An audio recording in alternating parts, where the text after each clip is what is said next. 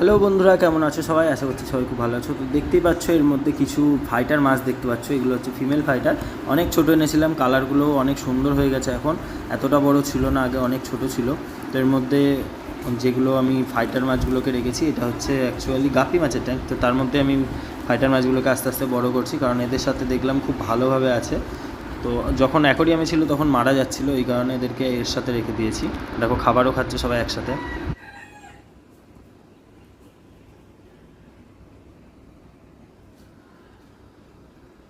আর এই যে ট্যাঙ্কটা দেখছো, এটা হচ্ছে আমার পদ্ম ফুলের ট্যাঙ্ক। তো এর মধ্যে আমি অনেক কটা মলি মাছ ছেড়েছিলাম, তার মধ্যে প্রচুর বেবি দিয়েছে, দেখতেই পাচ্ছ। ব্ল্যাক কালার আর হচ্ছে অরেঞ্জ কালার। অরেঞ্জগুলো হচ্ছে প্ল্যাটিনাম মলির বাচ্চা। দেখো কত সুন্দর বাচ্চাগুলো হয়েছে।